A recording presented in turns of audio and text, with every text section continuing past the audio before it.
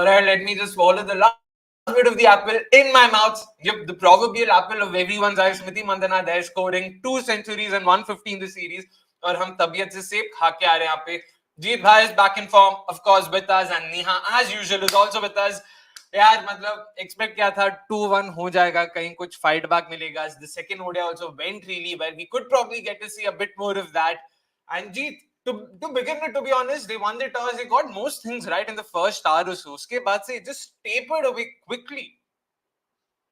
वही होता है ना, that's the point of all the experience that you have. So even in this game, I was not surprised that irrespective of who wins the toss, I was expecting South Africa to be setting a target and India to be chasing it. So that was not really surprising. But the pitch also looked very, very interesting. I mean, there was a bit of low bounce, there was a bit of turn. So the ball was playing a bit of tricks, but it was certainly not the kind of surface that South Africa ended up with. But again, that middle order and the heavy reliance on Laura Wolvaardt and Marzan Cap, just can't cut it, dude. It just can't cut it in this format of the game. It's 50 overs. It's not even 20 overs. It's 50 overs. And your reliance is on two batters. Of course, I mean, there is no Chloe Tryon. So if she also, once she's back, I understand that they'll have another figure in there playing in there who's going to add a lot of value down the order. But man, this was kind of expected. It was not even disappointing because it's too much of reliance on two batters to get the job done every game. So fair enough. That's so there's clearly a lot of reliance on Neha. I mean, again, in terms of the names and the players and the performances, काफी कुछ हमने discuss किया भी है पहले भी और आज भी. But again, that batting left so much room to desire. Yeah, they started off so well. 20 overs, 105 if I'm not wrong, for no loss. From there, an unfortunate return catch that Arundhati, good on her for being able to grab it, and then the run out. वहां से जो collapse शुरू हुआ यार, it almost seemed like they'd be bundled out for less than 200 before Meek the Ritter sort of ensured कि भाई last wicket के लिए came up with a good partnership. Yeah, Jeet already, I can see the smirk, Jeet. You don't need to worry. I can see it. But I hope Sanalo Japta's back and answers with her bat. But again, yeah, the batting performance, yeah, matlab, it's very unfortunate. You know that this is a very young, inexperienced South African side, but they have to find, new match winners quickly. Yeah, definitely. I think the batting certainly did leave a lot left to be desired. I mean, just look at that start they had, right? The first 20 overs, you're just, cruising through your 101 for no loss. In a matter of 2 wickets, you're suddenly, put in a spot. You're just, losing wickets. Somewhere, unke naam momentum protea is their thing, right? You just could see how they were losing the momentum entirely, and their campaign, their, innings just completely derailed. And even Marizan Cup, she was just not able to get going. She got out for 7, again a cotton bowl affected by Shriyanka Patil. And I think even in the post-match, Shriyanka was talking about how she kind of visualized getting Marizan Cup's wicket and how she wanted to, just kind of get her wicket and how important that was. And the rest of the batting is well. I mean, look at Annika Bosch. Like, I had a lot of hopes from her. In that preview, I told her, right, she would be one of the top run getters. But again, she just, gave her wicket away. And even Sune Luus, we have discussed this, I think, in that first ODI preview as well. What just happened to her? The decline is just unexplainable, and it's really unfortunate. It's not like South Africa has a lot of options who can come in as, like for like an immediate replacement. So the dependence on these players will continue to linger. And I think ending this ODI series on such a poor note will not set a good, mindset when they're going ahead to play in tougher conditions, which is Chennai. It's going to be humid, it's going to be hot, it's going to be different conditions, and it's a test match. So this is certainly not ideal preparation for that, but I hope South Africa can take some learnings away, at least that's my hope. The batting definitely lots to talk about there, and we will be talking about that. But before that, let's have the match summary out for the uninitiated. Of course, South Africa won the toss, opted to bat first, and they just crawled their way to 215 for 8. Three cotton bowls, 2 to Arundhati Reddy, 1 to Shriyanka Patil, and then there was also that run out. So 4 wickets that you don't know what to make of, and then no one really got going. There were a couple of partnerships in between. Of course, first the opening partnership, and then in between you saw Nadine de Klerk and Shanghasi stitching together something before they once again had another miscommunication between them, and Shanghasi ran herself out. And then it was the last wicket partnership of 35 runs between the last wicket as in the 9th wicket partnership, between Meek the Ritter and, if I'm not wrong, was it Malaba? Then no, it was Shekhar. Yes, that's right. Loved her smile. Loved. It was very infectious. Reminded me again of who was it? Annie Derrickson, of course, in the first game. Really very infectious, very a live wire who's sort of very happy to be there. So it was nice to see that. Reminded me of Amir Khan from Three Idiots. कि भाई हम तो यहाँ आके ही खुश हैं बस बाकी खेले ना खेले वो अलग बात है हम आ गए ना यहाँ पे खुश है इसी बात से. But in terms of the bowling, in terms of the batting, India have been clinical through and through. Jeet, again, these are very healthy signs. We'd also spoken about this during the WPL, where so many match winners have been coming from the domestic front, unlike the first season, jहाँ it was the international pros doing bulk of the heavy work. This time around wasn't the case, and you can already see that percolating through to the international scene as well, where Team India now seems to be a force to reckon with. Yeah, and it's just good to see all these youngsters also contribute. So, of course, I mean, today Shafali got a start, Priya Punia got a start. I know they didn't end up converting, but it was still valuable. At least they had some time in the middle. And even Jemimah finally had some balls to face at the back end of the innings. So, it's kind of good to see all these kind of things. But not only on the batting forefront, even on the bowling forefront, we are seeing so many of these youngsters coming through the ranks and immediately delivering at the international level. So that's good. Of course, Shreyanga Patil being one of the prime examples. Asha Chopra has done phenomenally well. So we've got so many of these players coming through. Just imagine Shabnam Shakil at her age has already made it through the national side. I didn't expect her to play in this game, nor do I expect her to feature in the test matches. She's probably going to play at the most 2 T20s or even 1 T20. But to make it to national setups at such an early age shows kind of skill sets that she's got and how much she's being rated as well. And the same thing applies, of course, to Tita Sadhu as well. She's also very young, but she's so promising as well. So it's not only on the batting forefront, but even the bowlers are coming in and performing the way they are. It's fantastic to see that. And there are so many other players in the domestic circuit who are very, very capable. So I'm sure they will have the opportunity at some point of time, maybe whether it's in the WPL or for India in the future, but they will also come through the ranks and they'll show what they are capable of as well. 100%. We've already seen Arundhati Reddy and Asha Shobna being handed caps in the ODI series. Shabnam Shakil, like you mentioned. At the very least, the experience of being able to bowl to the likes of Smriti Mandhana, rubbing shoulders with the likes of Harmanpreet Kaur, Jemmy, in the dressing room, talking cricket, all of that, it just adds to their knowledge, makes them a better cricketer themselves. So 100% couldn't agree more on all of that. And Neha, again, in terms of the Indian side, this is looking very clinical, batting or bowling. My feeling also, to be honest, this is much better, a much more improved showing compared to what we'd seen in Australia. I mean, against Australia and England. Sure, there's still one of those, one or two usual suspects. Shafali Verma, unfortunately, you can't not look past it. But फिर भी ठीक है. All in all, if you had to take some, I mean, if there were any takeaways from the series for Team India, it is that they are now really sort of growing and becoming a proper team and who could potentially even match up well against the likes of Australia and England come the World Cup. Oh yeah, definitely. I mean, when you just look at the players, right? Most of them just pick themselves in that playing 11, right from our openers. I know Shefali Verma is going through a bad patch of form, but hopefully, she can come good. We have a few bilateral series that's planned, and considering, how the team management kind of trusts her and her abilities, I think she will definitely, get that longer rope and continue batting there. I think for me, the concern did come in with the number 3 slot. I mean, today we did see, Priya Punia show that fair bit of intent, just get those few singles, and her score definitely didn't give an exact reflection of how much effort she has, put back in. But, if given more opportunities, I think she can make the most. And for a lot of us, we feel Jenny should come in at 3 or probably 4. But even today, she played a pretty important knock because after Smriti Mandhana's wicket went, things started slowing down, right? Like Harman was also taking her time and just playing the ball to its merit. So in that sense, I think the batting department does look more or less settled. And with Richa coming in later, you have Deepthi, and even the bowling at large does look good. I mean, they're giving you wickets. Initially, when the match started, I did have my concerns like, we're not playing Renuka, and we're using Pooja and Arundhati from the other ends. Will they get us those early wickets today? Of course, the conditions were different, so they didn't get those wickets. But we still saw, after South Africa got to that commendable start as well, you had players who stood up, took responsibility, and took those wickets. So that infuses some sense of confidence that, yeah, I mean, even though South Africa had that a bit of an edge at the start, you still have players who will raise their hand and get you those wickets. So all in all, yeah, India does look like this cohesive unit that has a lot of aspects sorted out. But I would still wait before I say ki this is the ideal team, because we can still probably tweak it here and there. And the following bilateral series will give us a good indication of where this team is headed as the World Cup comes.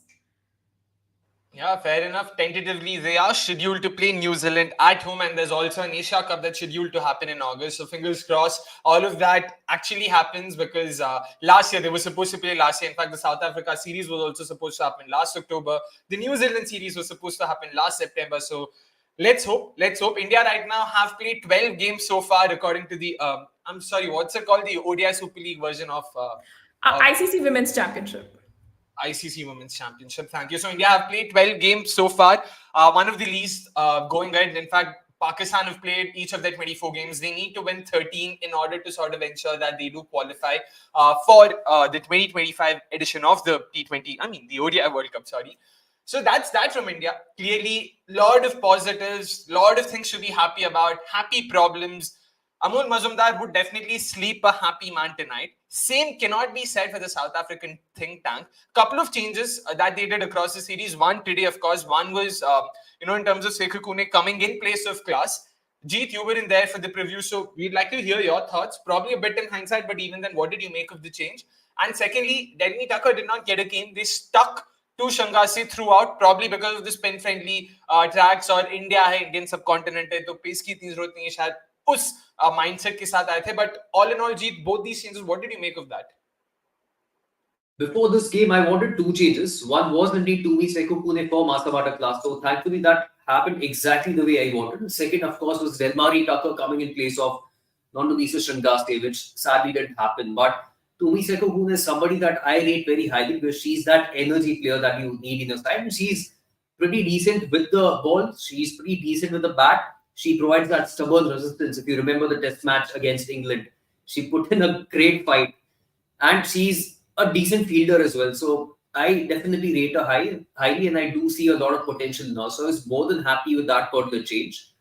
Coming to Shangase, I think before the series started, we had talked about this, that at least I personally expected Delmari Tucker to start over Shangase, which didn't happen. Surprisingly, like you mentioned, she didn't get a single game. So I don't know what was the thought process behind that, but I again would have preferred Delmari Tucker because she's got a lot more variations. I'm not saying that she's an outstanding off spinner. She's somebody who's still a work in progress. But Shangasi is somebody who doesn't really spin the ball so much. It's more about those arm balls and drifting the ball in the air and all that stuff. Whereas Delmari Tucker has got a lot more variations up her sleeve. Yeah, of course, she's going to have her off days as well. At times, she's inconsistent. But I'd still probably back her or groom her because I see more potential or more value coming out of her than Shangase. Shangase, yeah, I mean, it was not really an ideal series for her because even if you look at some of the tactical things that she did, just sticking to over the wicket to even Smriti Mandhana and not changing her angle when things are not going well. These kind of small things kind of make you realize what the thought process of a bowler is. So maybe at least test match, I'm almost certain, not 100% sure, but I'm certain that, of course, Tucker will be starting with Shangase. But I'm just hoping that South Africa start to learn from these things and understand who's probably going to do better than the ones that they've picked. So, other than that, kind of decent. Sekou Kune, I just hope that she gets a longer run rather than coming in for a random game at the end of the series. That is not ideal for her because she's got a lot more to offer than what we saw even tonight. Interesting. Well, let's see how they go about it because in the preview as well, Neha and I, we were sort of surprised that Masabata class probably hadn't done, anything too bad that way to warrant an act. So we weren't sure what chal raha hai wahan pe. But yeah, I mean, credit where it's due. To me also sort of did not do too badly herself tonight. So, and there was very little anyways to begin with in terms of the score they were defending. So not much that we can sort of read into or look into over there. But Neha, one of those rare silver linings for South Africa this series has been Laura Wolvaardt.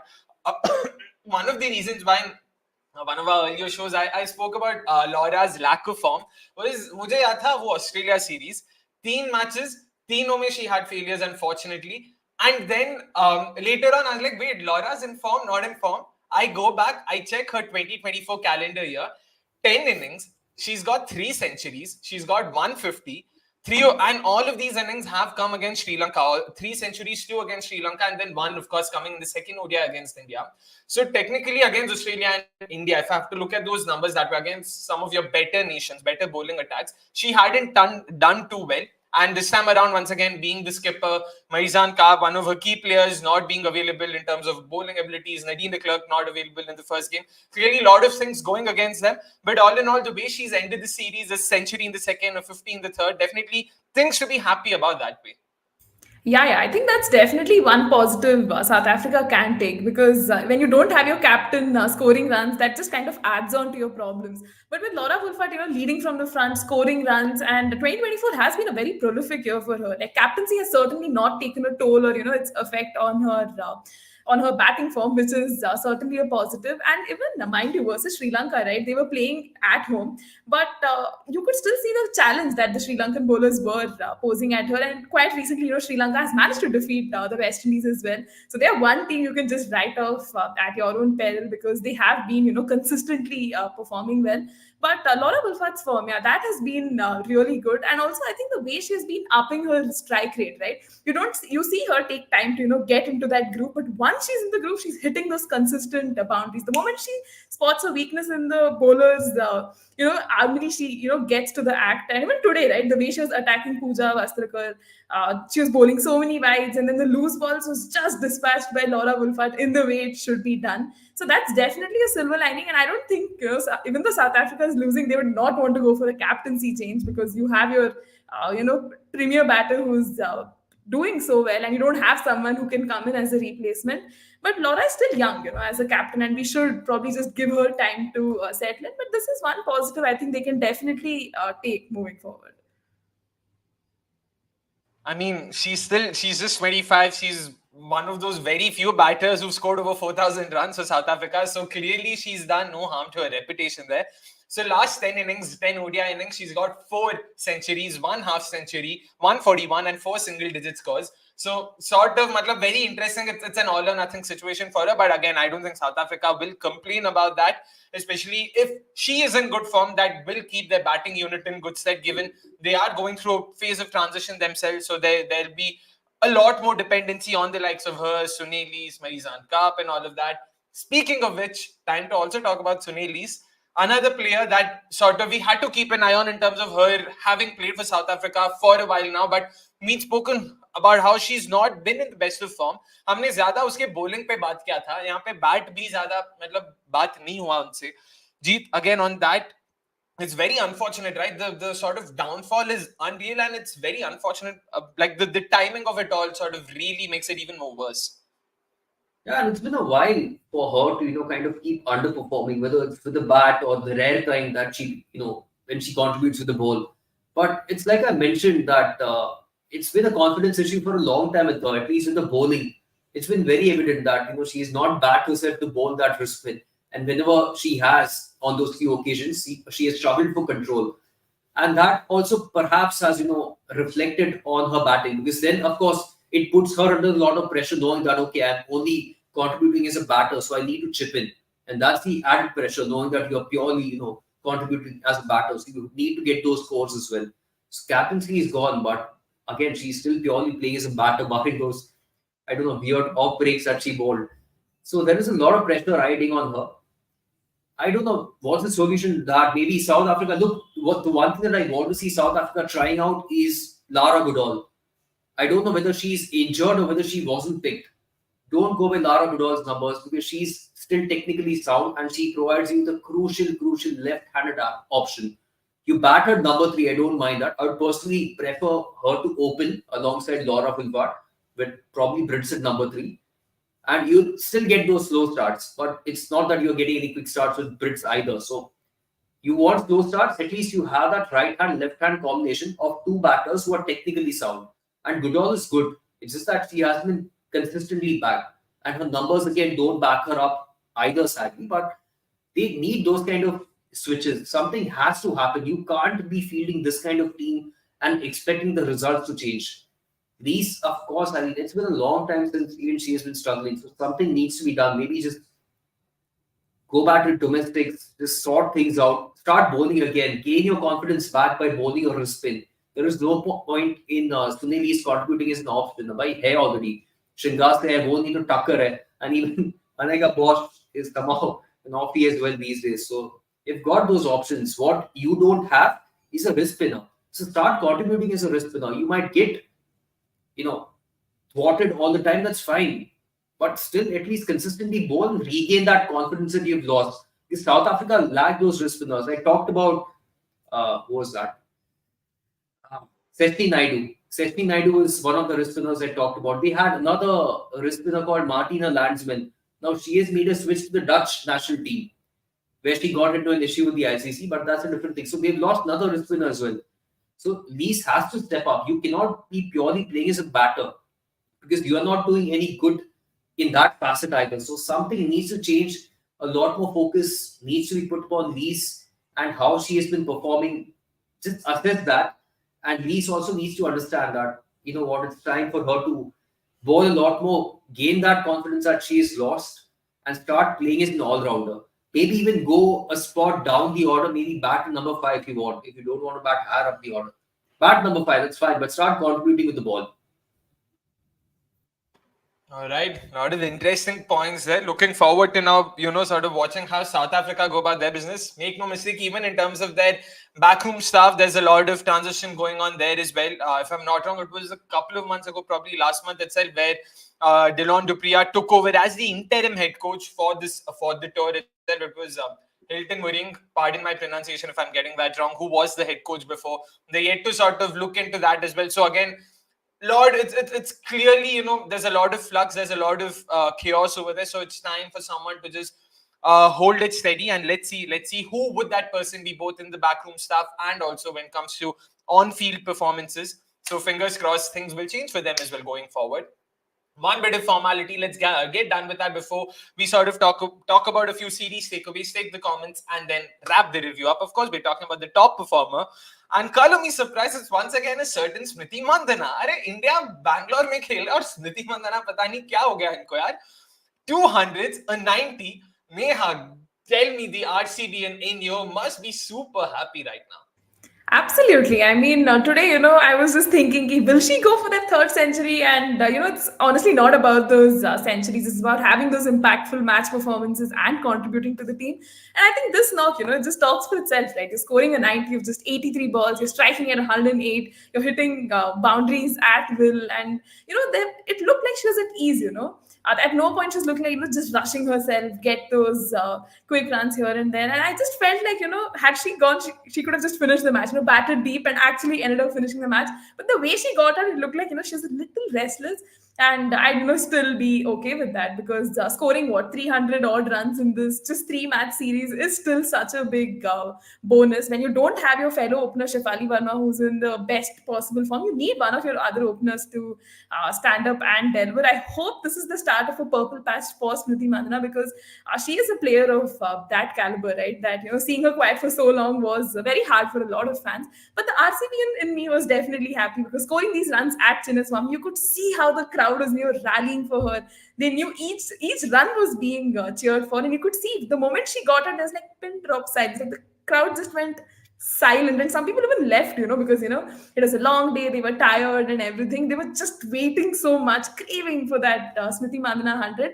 But brilliant knock. It's for me these 90s. It's not about those milestones, but that 90 really paved the way for the win, and will go down definitely as a memorable one.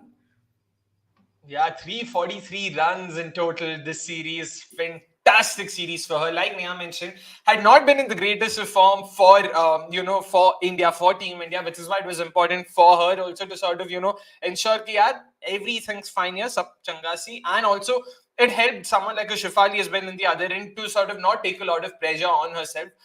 Sure, it might not have materialized into performances, into tangible performances for Shefali, but all of these little things do matter. So good on her, and yeah, looking forward to seeing more of these performances going forward for sure. Hopefully, yeah, the beginning of a purple patch that extends for an extended period, so to say. But let's take a few comments. First, Nikhil says, great coverage for a great ODI series. Keep it going for the rest of the tour as well. All heart, thank you so much. I wish we could do this, but I don't think it works over here. It doesn't. But thank you so much, Nikhil. Yes, we will be doing it for the rest of the tour as well. Again, in case you missed it, June 20th is when the only test happens, and that's coming live from Chennai. We will be doing a daily review for each of the days. Hopefully, it will go to a fourth day as well. And then on the 5th, 7th, and 9th of July is when India take on South Africa in a T20I series. That's also coming live from Chennai. We will be covering that as well. So you will find us covering all these games. You don't need to worry. We are a one-stop shop solution for you for all things cricket, for all things Indian cricket. So yeah, please do join us. भाई big fan bro sir Rakesh Kumar यार अलग से मिल लेना मैं Google पे कर दूंगा पैसे याद है मेरे को टेंशन मत लो Rihanna meanwhile goes on to say I really feel bad for Jemimah, a player as good as her should not be coming at number 5. And again, something we'd spoken about during the preview. Neha, Jeet, your thoughts कि why do you think India have decided कि यार उनको Jemmy number 5 पे चाहिए, not in number 3. The way we looked at it, there was a slight pattern. Priya, this new and improved version of Priya Punya, then Richa Ghosh, then Dayalan Himrata. Clearly, they were going for someone who was a lot more attacking at number 3, and that's how they are looking at it. Shefali bhi form mein nahi hai, so probably they are looking at Yastika Bhatia there. You'd also spoken about how these are all just stopgap solutions. Still sticking to that theory, or do you think they are probably looking at an attacking batter at number 3? No, I still feel that's the stopgap fix here to have different batters being tried out number 3 whilst Yastika is injured. Once Yastika is fit, at least this is my personal belief that she's going to straight away slot in number 3. So with Jemmy, I'm not too sure. Like even I wanted her to bat number 3, but number 5 is a bit too low. If not number 5, I would have wanted her to bat number 4. Harmanpreet going down number 5. So I'm not too sure about what their thought process is, but the one thing that I've realized from the WPL is that she has done a phenomenal job in finishing off the games as well. At the back end, that is of the innings, where she has to walk in, play a strike rate in excess of 160, 170, get those quick cameos, and get the job done. So when the WPL started, I was like, dude, why is Jemmy not batting at 3? And why is Marizan Cap batting at 3? With Jemmy going at 4 and 5. But then it worked out. We saw the kind of performances that Jemmy was putting in consistently at number 5. And like I mentioned, she was phenomenal at giving those cameos. So, yeah, I mean, it's probably not ideal, but given the fact that she is done, although it's a different format, I get it, it's a T20 format, this is an ODI that we're talking about, but she has still shown those gears, to walk in and straight away attack and get those quick knocks out of the way, finish off the game. So, if it's working, I don't really mind. Sadly, she didn't get enough game time or, didn't get enough time in the middle bar in this game. So, we didn't really get to see how well it would have worked out or how it's going to work out in the longer run. But other than that, I think number 3 to by experiment chalu ki Yastika is injured. Ek ke baad ek, they are just calling people, just trying them out. If you deliver great, you'll be the backup to Yastika. If not, then we'll see what's going to happen. So I think it's a stopgap fix for number 3. Fair enough. And again, if Jemmy was able to crack the number 5 position in T20, as you would imagine, ODIs would be a lot more easier for her. She's definitely proven herself in ODIs time and again. That's clearly her preferred format. And also her sort of natural stroke play is more, more accustomed, a lot more conducive to ODIs that way. So she would find it comfortable. And like Jeet mentioned, WPL mein to unhone consistently dikhaya tha ki coming up with those cameos, high strike rate, low run innings very consistently, so you don't need to worry about it. So yeah, I mean, probably not ideal, but she's already done well there, so you can't even sort of hold that against her. Agar number 5 pe acha nahi karti, then probably you would have that conversation, okay, how do we go about it? She's done well, so yeah, why fix what's not broken? So yeah, it's simple as that.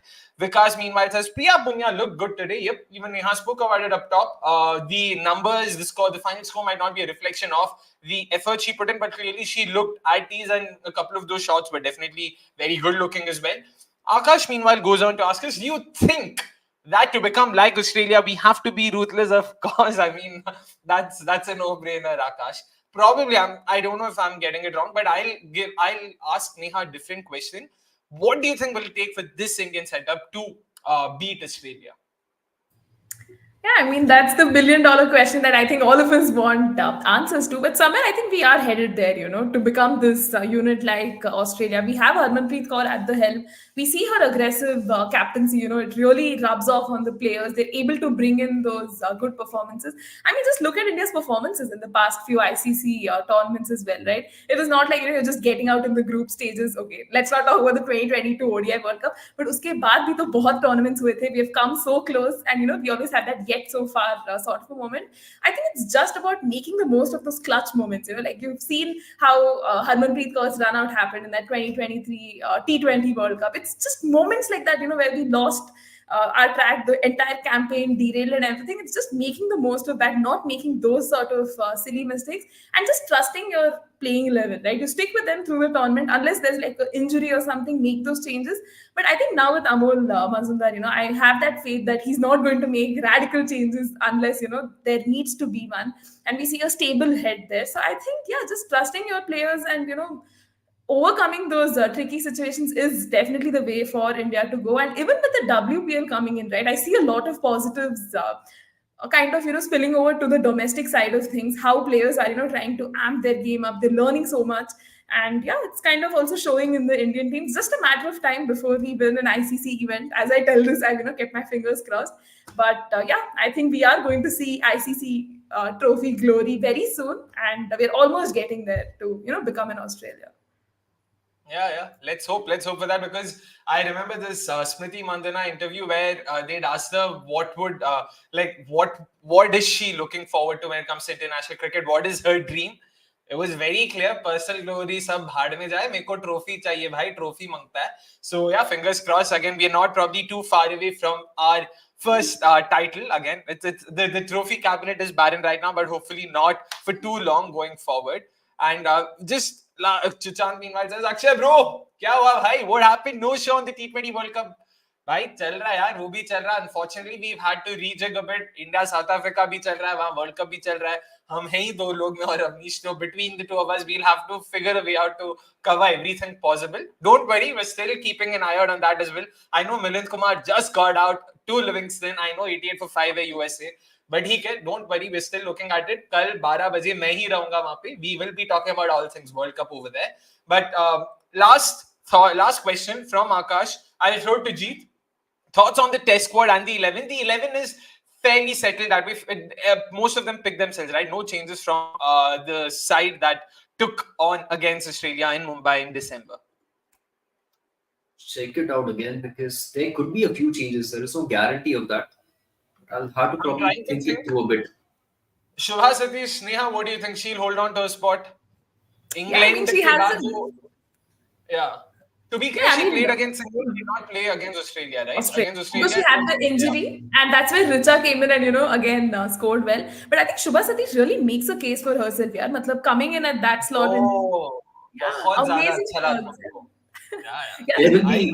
There will be one change. I'm pretty certain that Priya Punya is going to make the cut this time around. In place of Shubha. That I'm not sure, but she has to be in the 11 somewhere. Surely, Priya Punya comes into the side. But यार number देखो एक तो यस्तिका का भी slot खाली है. Not to forget that. So I was trying to think of that. That's a different thing, But one thing though, Yastika came in place of Shubha Satish in the test against Australia, right? Not Richa Ghosh. Richa played both the tests, na? Yeah, Richa was there and so was Yastika. Both were there. I'll just have to check. That's why. If I'm not wrong, Yastika came in place of Shubha. Now that Yastika isn't available, I would want to see more of Shubha Satish. Ek to because left-hander definitely wo to hai, but some of those shots, especially against Sophie Eccleston and if I'm not wrong, was Charlie Dean. भाई साहब देख के तो बहुत मतलब very very pleasing and also look very very very at ease. Technically sound, लगा नहीं पहला मैच है ये सब. Because if I'm not wrong, the test happened like 4 or 5 days after the WPL auction, and I remember scratching my head. ये नाम आया RCB ने पिक किया. कौन है भाई? ये लड़की है कौन? पता चला Mysore की है. अपनी लड़की है. She is of course a Kannadiga. So no, but I'm not a vocal for local kind of guy. Just liked what I saw of her in that test. So fingers crossed she gets another go at the highest level. So that's that in terms of the 11. Of course, bowling pretty much, again, most bowlers pick themselves. I don't see any horses for courses kind of change happening because of Chennai, because of the venue shift from Mumbai to Chennai. Pooja, Renuka were the two key pacers there. I don't think they went with the third pacer even for those two test matches. They stuck to spin. Same should be the case this time around as well. So yeah, I all think in all, Sneerana might make the cut back again here.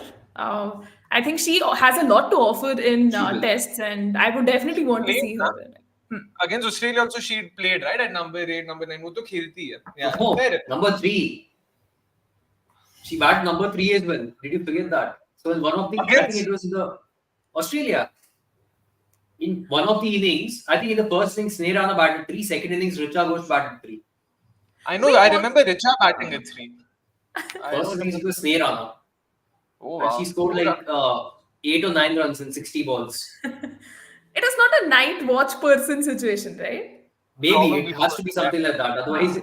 it wouldn't make sense for her to bat number 3. I mean, she's definitely Has got to be a got night it in watch. her to do that rear guard action. We all remember Yeah, the India that's a England technique. test. Yes, Yeah, 22. Crystal. आकाश असली ID से आओ अक्षय मतलब ये मैं बोल रहा हूँ मुझे लग रहा है Shreyanka should be given the cap नहीं यार settled 11 है कोई जरूरत I don't think फिलहाल है she's a part of the squad if I'm not wrong squad में बस खिलाओ थोड़ा उसको मतलब नेट सेशन ये सब में बॉलिंग कराओ देखो क्या करिए but I don't think it is necessary for them to make that change unless they really think कि भाई ये तो नेक्स्ट अश्विन है यार मतलब अभी आके ऐसे 10-10 विकेट निकालेगी 2 इनिंग्स में ऐसा अगर लगता है if they're so confident then sure go for it. Meanwhile, Greg says, Jeet, it's 30 years since the T20 World Cup began. I like the specificity of it. Not 20 years, not 40, it's 30. गिन के आए Greg भाई, so good on him. Anyways, that's that from the review, the final review of the third ODI of the India-South Africa series. Not to forget, of course, the test begins on the 28th of June. We will be back 5:30 p.m. sharp at the end of day one to review and talk about how Shriyanka Patil took a 10 for in her test debut. Until then, it's a goodbye from all of us. Thank you so much for tuning in. And guys, please make sure you hit the like button if you haven't already. And all of you who are tuning in late, just scroll back, check everything out, and make sure you hit the like button. Make sure you subscribe to us if you haven't already. Thank you so much, guys. Have a great evening. Have a great Sunday. And let's hope the Monday blues don't hit you tomorrow.